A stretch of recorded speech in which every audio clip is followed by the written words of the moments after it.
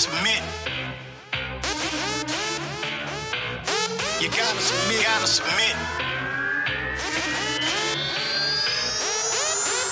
Welcome to the Nathaniel Noble Jr Podcast, where we talk about life because it happens to everyone, along with some great indie musicians' Q&A sessions. So come aboard, kick back, and let's vibe.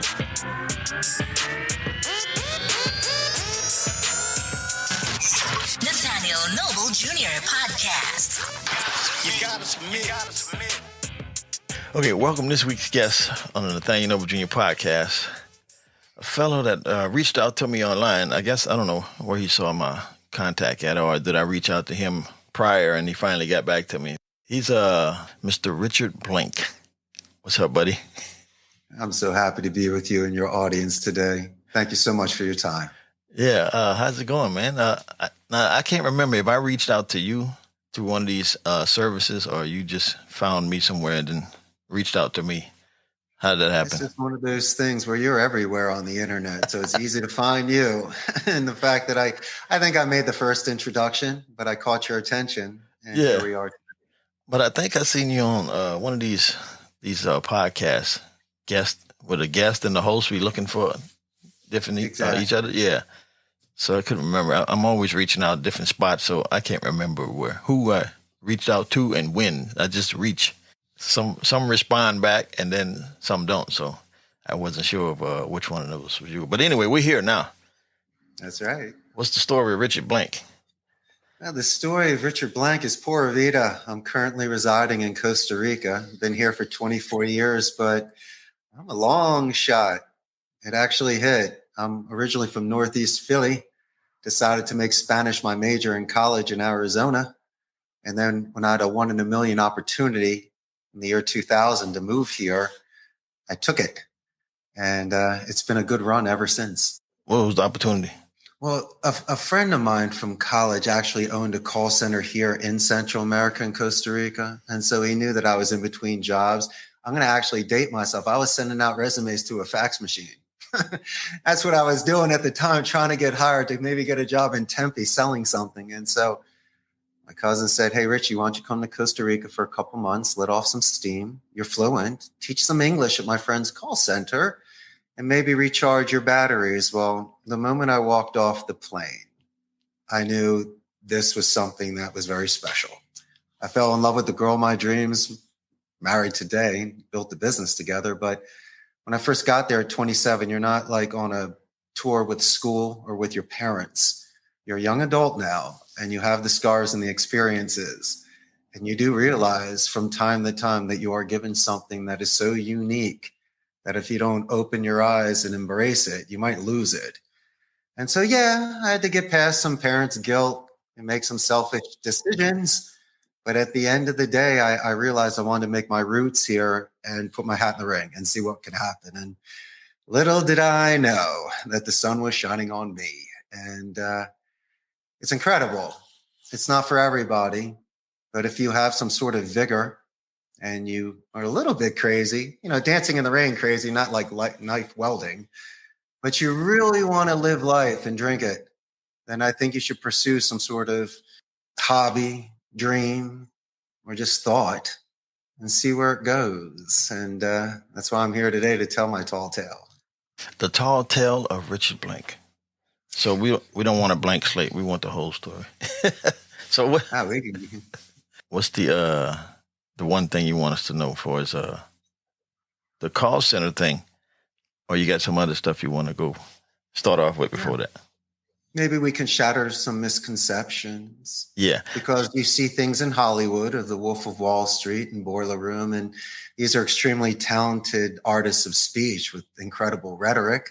They could use that for good or evil. But the thing is, though, it is a means to an end. Today, most people, and I'll make this argument, which will be interesting, AI is very beneficial in my industry. It does reduce staff. It helps us gather information, save time. But in order to get that ball into the end zone, you need that personal touch. Right. You need that hand holding. You need that sincere empathy. So we still insist to our clients to keep a very select choice department in order to retain a client, get an upsell referral, or if they happen to be leaving, you might get some advice from them on an exit interview. But my industry is a beautiful thing. I mean, today most people prefer non-voice, where they'll chat or send an email or a text. But this younger generation who have such skills, but in some areas may be lacking in regards to face-to-face communication, soft skills, when to do turn taking, show active listening, transitional sentences, certain things in order to be diplomatic and strategic, to actually have a real conversation and be memorable. And so I need to almost start from scratch with them, like a squire to a knight, clean slate. Mm-hmm. And as long as they can take some sort of balancing suggestions, not constructive criticism, because some of them are delicate. Oh, yeah. If I can slice it by levels, we might be able to get some checkpoints. And so, we're native speakers. I'm here where English is their second language. So for me, it's like wiffle ball. Of course, I'm a teacher of English. I'm from Philly.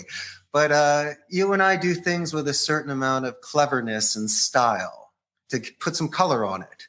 So it's not black and white and bland. I like paintings compared to prints. Right. And through the art of speech, which you do on your podcast and in your career, it can travel. It's the spoken word can be memorable and really give somebody that sort of energy when they need it most, when they think about a compliment that you gave to somebody.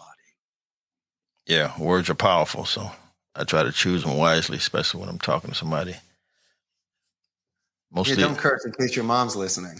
Yeah, well, that and the kids, moms, and then future generations. This recording is going to be way long after I'm gone, so I wanted to be impactful and still inspirational. We hope so. Yeah, it might be dated, like my suit, but hopefully wisdom continues. Right, I agree with you. Yeah, some words are timeless, and some phrases are just forever, and it works through all time. I tell you what I did learn, though, being a CEO and a guest in another country, if we do it the old school way where we call the balls and the strikes, and we can be straight shooters, and I have the luxury of my technology. So we're listening to phone calls. So it's really you hearing you. It's a phonetic mirror. And so they know when they missed their mark, their timing was off. There was crosstalk interruption. They were too loud, too soft, too fast, or too slow. It needs to be perfect. It's almost a mirror imaging technique, so you can flow with the person with whom you're speaking. And we do replace words. I emphasize the thesaurus. So we will replace a word like help with assist, guide, and lend a hand to adjust a tone and keep it positive. Never excuse me. I'll fall on that sword. And I'll say for my clarification, was it ABC or 1, 2, 3? And then finally, my last bit of 101 advice is to use the military alphabet when getting email addresses or trying to pronounce last names. So things don't bounce back. And there's a lot of people that have served in the military. Yeah, and so myself. Instead of the call ending, you have a couple more minutes of bonding. And that's the sort of things that work for you. I did 4 years in the Air Force, way back. Yeah. I don't remember everything, though. Well, thank you for your service. You're welcome. I lived in Colorado Springs, right by the Air Force Academy. That was cool. I served in between 86 and 90. Way back, right out of high school. So. And what did you do in the Air Force? Aircraft maintenance. Oh, yeah. Yeah, just check them out, make sure they can get up in the air and stay up in the air. Very important. Yeah. And I consider that chivalry, like the knights of today. It's really honor you're fighting for, diplomacy and freedom. And so let's just say I was pitching you, trying to set up an appointment for a client. I put this script away. Now we're talking about the 4 years you served right out of high school, Air Force. How interesting. The maintenance part. I would have asked you 50 more questions and taken the notes. So when I do the meeting minutes, it's right in there. Oh, by the way, when Judy transferred me over to you, of course, I'm going to compliment her verbally and in writing. So when I call your company back for that follow-up meeting, I get a hero's welcome. So don't ever forget the positive escalation when people assist you along the way. Do it verbally and writing, because that's how you build a solid pipeline. That's some science, the method to the madness, huh? The science behind it. Well, guess what, my friend? And you gave your word. You do not compromise your ethics, values. That I did not teach you to lie. But if somebody is there along the way, why don't you remember their name? You might get extra pickles on your burger. Talk about Judy and Betty. Come on, and let them know to their face how amazing they are. And then let Mr. Jones know that when you get transferred, prior to even introducing yourself, it's going to take their ego defense from a 10 to about a 6. So instead of saying, we're good, thanks, is this a sales call? No, thank you. They're going to say, who's this? That's a positive reinforcement. It's a positive one instead of hanging up on me. And so I'll introduce myself. We call it a buffer boomerang technique. I'll name drop you. I'll go, hey, Nate, that's an excellent question. The name of my company is Costa Rica's Call Center. Just keep readjusting tones, lower it and move it forward. And it's just checkpoints, my man. It's not a 10-minute phone call. It's 20, 30 second. Pretty much building a relationship, huh? Ethically, yes, and sincerely. And you do it slowly. Instead of going horizontal, sometimes you go vertical and you start asking follow-up questions like you and I did regarding our backgrounds. Mm-hmm. Now, before the call center, what was you doing? Just trying to figure out your way in life, or jobs here and there, or what? I was kind of lost, but still found. I could smell it, just couldn't find it. Mm-hmm. And so when I was in college, I interned for Telemundo. So at least I was able to do promotions and public relations, see what it's like to be in a working environment, and also try to mature because I was still young and crazy. And then post-grad, I got the job with the importers of Corona beer. Mm-hmm. And I also was trying to sell telecom in Scottsdale to the Latino market in Spanish. I was working for a company called Frontier Communications. And so these were jobs that were confidence building. You had to prospect the old school way where you would show up to like an industrial complex or commercial center and just knock on doors like in the 1960s selling encyclopedias. Oh my goodness. And so you kind of had to have an angle. And what angle am I going to have? It's not my company. I'm just there in a suit with a smile. And I used to have hair. And so I said, instead of just going for the Hail Mary long bombs, why don't we go for some first downs and some solid first downs? And if I could make an alliance with an individual that works there and show genuine interest in what's around, I might be able to buy some time. And so these are just nice soft skills that you learn. It's just being observant, my man. And so these are the sort of jobs that I had prior to Costa Rica. I was building on momentum, practicing Spanish, getting my ROI on it. And whenever I met people in the Latino community, they were adding to it in regards to vocabulary, grammar, or just encouragement not to stop. Mm-hmm. And so as I mentioned before, when that barn door became open and I had a chance to come to Costa Rica, you knew that it was your time. And it's just one of those ways to shed some skin. But yeah, man, that's what I was doing prior to that. But yeah, growing up in Philly, you always did your little bit of hustles, like when you sold candy bars for your little league. Or, you did some other things. You were a waiter on Delaware Avenue, which was some incredible summers. Were you ever in Philadelphia? No, never been there yet. There's a place called Delaware Avenue. It's right on the water, and it's right downtown. And, I was from the suburbs, but I would get a job at the first place was Rock Lobster, like the fancy dancy preppy place. Yo, man, they fired me for cutting a piece of cheesecake too big. You know what a trapezoid is, right? It was crazy. But listen, it's Nate and his girlfriend. Let's hook them up. But no, I got fired. And so Frankie, who was sitting at the bar, goes, Richie, come over here. I'm going to hire you at the Aztec Club in Kokomo Bay. It was a combo joint. From a hardcore Philly discotheque to like some waterfall tropical scene in the middle of Philadelphia. And those were the best 2 summers of my entire life. You had to go around and literally meet 100 people a night and get them a drink. So you mastered the introduction. You started doing muscle memory for names or for orders and stuff. And it wasn't like some sort of thing where you're just hustling a table. That's boring.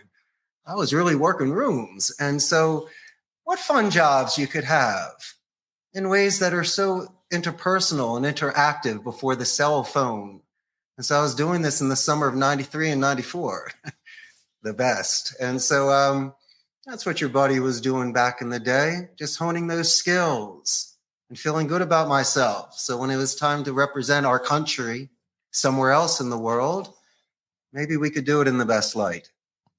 Good. We need all the good representation everywhere in the world now. I guess. Yeah. See, yes. Hey, so Rich, on the muscle memory or remembering names, because sometimes I have problems. I know faces, but sometimes the names slip me. Is there a certain technique you use to remember names? You got to triple drop it real quick, or you're not going to remember it. Say it 3 times in your head. First got to say, hey, so Nate, great meeting you, Nate. Nate. Okay, Don't do it for 10 minutes. It's annoying. You start extending personal pronouns by saying your and our and mine. We give those quarter-second slides for emphasis. But no, when you do a tie-down question, yo, Nate, does that make sense? Hey, sounds good, right, Nate? Thursday night, let's go to the movies. And so when you do it 4 or 5 times, that's good. And then give the nickname, Nate, my man. You really start hitting it. And that's what you do. It's not easy, but I tell you what, it's a way. And you can't be expected to do it any other way. I was the kind of guy that needed flashcards, or by the 5th time I got it. Okay. And so, if I'm grabbing in the beginning, anchoring in the beginning, confirming in the beginning, a lot of quickies, just working the body real quick, marinating it. Then you can anchor it. You brought up an excellent point. You want to know a great tell sign when you're selling or some sort of communication? Yeah, go ahead. In the beginning, I understand it's the introduction, and in the conclusion, you're exchanging information for the follow-up. But if somebody remembers your name in the body of a call, like, we're 5 minutes in, you're like, hey, Richard, let me ask you another question. I'm like, damn, the guy actually remembers me. And so I give the most points for that when I do my QA, my quality control. And people are like, well, what about the sales or repeating the information or the closing and the rebuttals? I go, no, that doesn't count. I go, if you can have that straight line with somebody where they're name dropping each other, that's the A+. Now you're really good.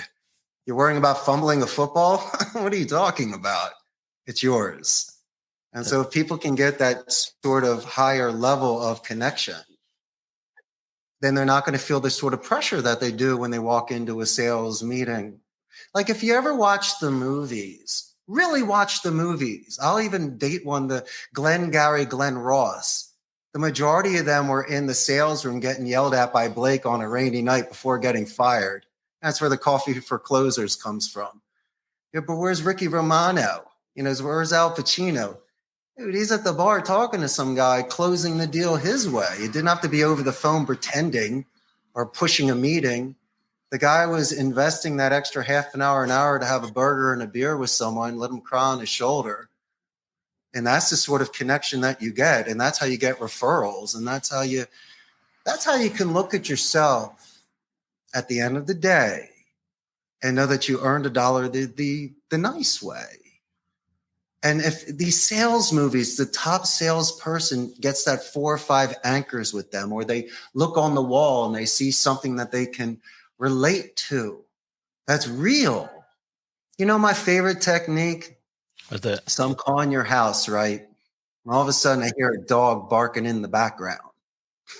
The last thing I'm going to do is continue pitching.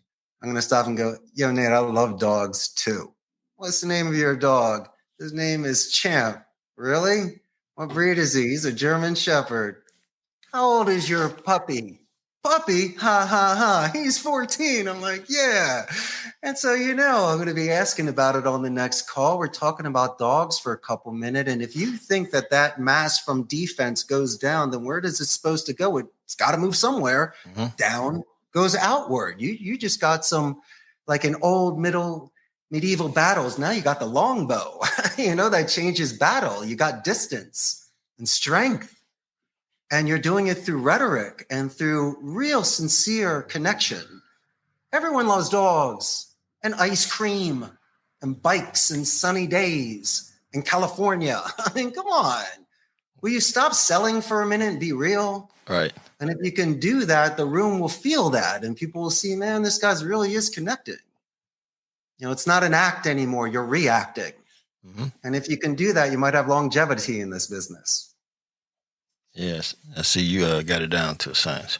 It seems easy for you because you've been practicing pretty much all your life, huh? Like the piano when your parents forced you. Well, hey, let me ask you a question. We're about the same age. You remember the show The A-Team? Yeah, 18. You remember The Face Man? Which one is that? Well, you had Hannibal, you had Murdoch, you had Mr. TBA, and you had The Face Man, Dirk Benedict, Templeton Peck. See, I gravitated towards that sort of character. Mr. T could throw someone through the window, but, The Face Man got you in the door. And then another show was Remington Steele with Pierce Brosnan, and that just showed clever rhetoric. So it didn't have to be the strength. It could be the tongue that really, like today with Eminem 8 Mile, if you do a rap battle and someone out-raps you, you might not have any comeback. And so I like clever speech, and I like when you didn't have to use profanity. Right. And you didn't have to insult somebody. You just gave the strongest argument possible where the majority of the people looked, pondered, and agreed with you. Not through arrogance, through enlightenment, And so, yes. And kill them with kindness, huh? I hope so. With lucidity, so at least they can see it on their end, and you can put yourself in their shoes. That's a great point. Cool. So on the call center, what are you guys actually marketing doing? Guess what we don't do? What you don't do? I don't do sports books, casinos, stocks, pharmacies, or sweepstakes. As much as you want me to, I'm going to turn it down. I got to live in a strict Catholic country. I got to make sure people can go home and tell their mamas what they do for a living. But we're half and half. Half of my company does outbound lead generation, appointment setting, and sales. And then the other half does back office support and customer support. We're on our 17th year. You believe that? In a competitive industry, about 150 strong. But, it's interesting. My industry has one of the highest attrition rates, up to 300%. Now, listen, I'll lose somebody because a scheduling conflict. Maybe your best friend or girlfriend works at another call center. They might even pay you more money. But I tell you what, you and I would never give them the walk of shame, make them cry on the floor, or just pick them up and throw them out. We don't do things like that. Mm-hmm. And so I do know this, that when people are with me, they played pinball with me downstairs. I invested in their career. I had an active participation in some of their structure, and it's paying it forward. Some last a day, some last 10 years. But you and I are the old wise ones now. We can't take it personal. People are on their own paths. And unfortunately, I've seen a lot of people start strong. They give you the bells and the whistles. But then when they leave, they don't even give you a 2 weeks notice. You're like, yo. But listen, that's the price that you pay if you want to be a CEO of a company. But the one thing you can't do is be very hard on yourself. There are things that happen outside of the office that could affect work performance, and you just have no idea. And so, just show character during chaos, call your clients, give them no surprises, have a game plan. They'll respect you more for it. Mm-hmm. I mean, come on, from time to time, beers spill. What are you going to do? Get another one. On me. I got you, buddy. But yeah, I hear you. You got to laugh at it from time to time and do the right thing, do the ethical thing. Yep. And I like certain things like that. Treat them like you want to be treated. Long-term relationships, yes. If I'm just looking to make a quick dollar, people don't care. What's that saying? It goes, people don't care how much you know. They just want to know how much you care. Am I saying that right? It does make sense, and it relates to most. And, it's interesting. Sometimes people will call me, and I don't blame them. The first question is, besides even my name, what's your price? Then I go, $100 an hour. I go, no, it's not. I go, I know it's not. I go, what is your name? So at least we can start normal. Come on, Billy. Ask me a real question on merit. Because if you're just going on price, then you can go offshore to the East or to India and the Philippines. Right. But if you're looking for caliber, if you and I can offset that $1 or $2 an hour through our coaching, our environment, our nurturing, then it makes sense to play in the big leagues. But if you're looking to carpet bomb the phone and these lists, then just hire, these grunts to go out there and be expendable like they used to do in the trenches and blow those whistles and running right into the machine guns. I don't like that stuff. I prefer to be an archer, so it's silent and I'm in the woods. Like and I can do a couple of shots and run away and just keep you guessing. I think there's got to be strategy. There shouldn't be sacrifice, and that's the sort of thing, because this is the morale of the individual making the phone call. You got to make sure that they get something out of it, a por lo menos, because if they can't have a romantic death, if they can't jump a cloud and land these 30-second introductions, how do you expect them to make 200 calls a day? So just do not put them out there like that. You should have been in their shoes to see what it's like to make these calls and sit in these cubicles. And so I know what to say and I know when to say it. But guess what? There's already been 10 preventative measures before even getting to that point. Preparation. And so I respect what you have done and the level of what you have learned and the men and women that surrounded you, the best in the world. So of course it elevates you. You're around winners. And so I am trying to at least get the best of someone. If I can put 1 or 2 more points in them to get them from a 7 to a 9 or even a 6 to an 8. Come on, I'm still a good teacher. I can't do everything. Right. And, but that's what we do, my man. And I just do it through speech and composure, and balance and structure. That's what we do.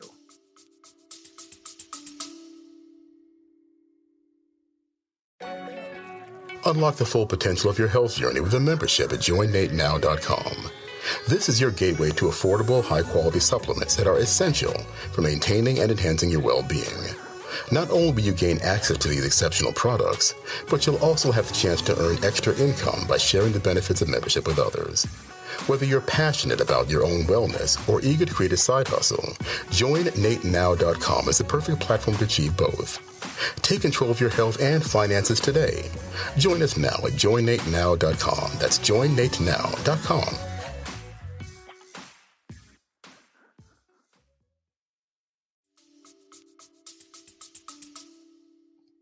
So with all that information, do you have a book out yet? No, but the first book I'm going to write is a children's book that revolves around Rube Goldberg experiments and mini golf. Yeah, that's what I'm going to do. Well, it's got to be fun on a rainy Sunday. You got to have it. Yeah. So any advice you want to give people looking in the call center? Oh, yeah. It's not what you see in the movies. Script writing is not easy. Just make sure your list is good and updated. And if you can find some gems where if you are capable of doing some due diligence prior to an email, a voicemail, or a phone call, you could potentially custom make it. So it will at least separate you from others and give you more of a chance for attention.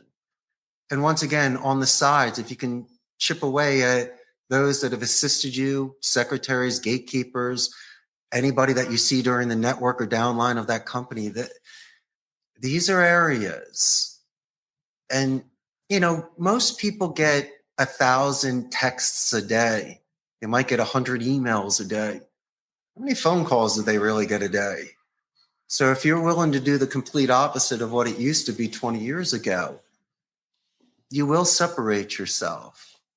Just learn the boundaries of people and just try to make it really hot in the beginning. My suggestion is to use a company name spike. It's just using your anonymity in the first 3 seconds. I could say the name of the company better than the person answering the phone. Don't do that the whole call because that's, shady being anonymous. But instead of asking to speak to you or saying a stuttering good morning, or confirming, is this the place that we're calling? You're just thrown into the rest. You're not even giving yourself half decent odds. So if you can at least say the name of the place with such enthusiasm and life, I've seen in my own experience that your metrics will increase in regards to that positive reinforcement. People will give you a positive tone. Ask, who you are or in a nice way, or even introduce themselves, which then you take the name and you continue. And so it's a wonderful foundation. Oh, and if you have the luxury of time, and let's say it's a face-to-face communication at, let's say, a wedding, a dinner, Thanksgiving, listen. And if you have the ability to sleep on it, write a draft, not send it, and come back the next day, don't be surprised if 9 out of 10 times you might be apologizing, or you'll shave some fat and get right to what's important. And you'll save that relationship. Unless there's a major sense of urgency, I try to ask for a little bit of time, because if you're hammering me, it's not going to work, because you're probably going to get the FU Philly out of me, or I'm rushing and I didn't get to speak to Nate and my boys to find out plan B. And the next thing you know, it's not a perfect fit. And so I think that has to do with impulse control. And I keep mentioning maturity because I'm still immature. I collect pinball machines and jukeboxes and stuff. But my man, I try to do the right thing at the end of the day. Yeah. I think that's the best decision. So where could they reach you if they need your services? Yeah, they can buy a first-class plane ticket and come fly down and visit me. Play the pinball. Yeah, just to let your audience know, I'm north of Panama, south of Nicaragua. And Costa Rica is the only democratic society in Central America. There's no standing army here, so they put all their money back into education. They have a 95% literacy rate, the most neutral English accents. Companies such as Amazon, HP, Intel, and Oracle, they're here. We're known for ecotourism. We've got some of the best surfing in the world, medical tourism, and we're on Mountain Time Zone, so we're right there. And I can't thank you enough, but I do have a huge Facebook fan page, about 140,000 local Costa Rican ticos. And so when this goes live, you have a lot more fans. But yeah, it'll give your audience a chance to see the BPO industry. For some people, it is a means to an end. Mm-hmm. I'm more than willing to run through a script with anybody in your audience. Just let them know that they're Nate's buddy, and I'm not going to charge you free of charge. I'll definitely look at your script and do some role play and give you some advice. But don't count it out. These are the sort of soft skills besides telemarketing, which has a bad rap. You make friends. You could really feel good about yourself in social situations. And you never know where it could lead you. Okay, Richard. So this is the part of the show where I ask my guests to leave some positive life nuggets. You got some? Of course I do. You got to get past your parents' guilt. Because a lot of people may be put in some sort of box where there's scholastic, cultural traditions that you have to follow. Some people even force you to marry somebody. And so if you break away from that, just make sure that the decision you make, you got to go all the way. And instead of going into law or finance or real estate, which my family had done, and they've gone to Ivy League, I decided to go to the University of Arizona, which was not Ivy League, and be a Spanish major. And my argument was my great-grandfather that came to the United States at the turn of the 20th from Eastern Europe. He learned English, made his money during the Depression. So I go, imagine if great-grandpa didn't come and his parents were grilling him. He wouldn't even be here. And so I go, it's in our blood. And so if you have this sort of calling, something that's inside of you that you can't regret for the rest of your life, you might not want to put 20 years into it. Myself, I'm on my 25th. But you got to at least taste it to see, because then you could live with yourself.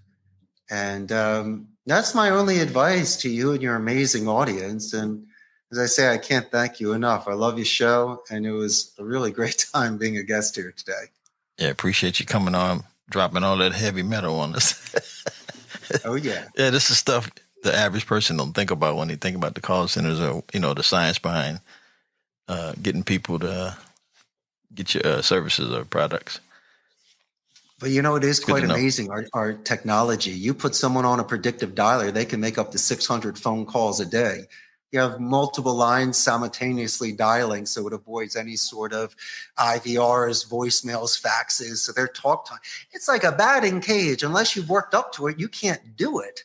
And then with these lists that are loaded for you, the information's ready to go. There's sometimes drop downs. And so if you can catch a pace, it is an amazing way to gather information in such a raw, beautiful way.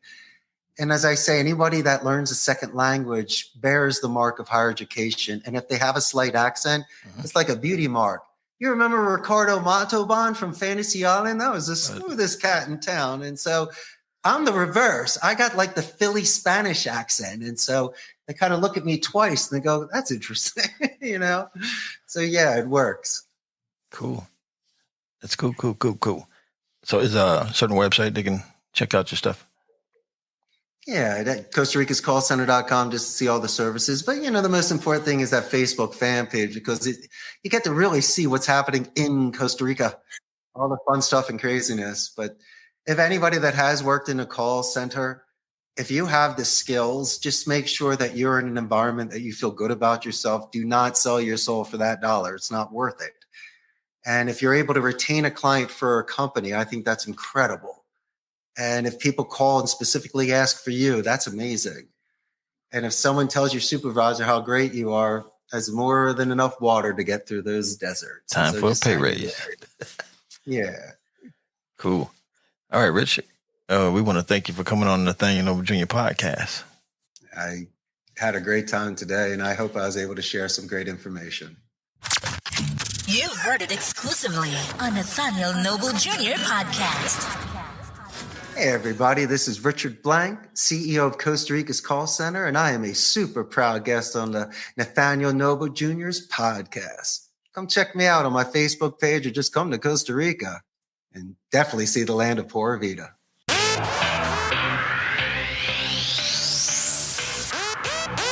Gotta submit. You gotta submit. Thanks for listening to the Nathaniel Noble Jr. Podcast. If you've enjoyed our show, make sure you subscribe and share with your friends. We appreciate every one of you.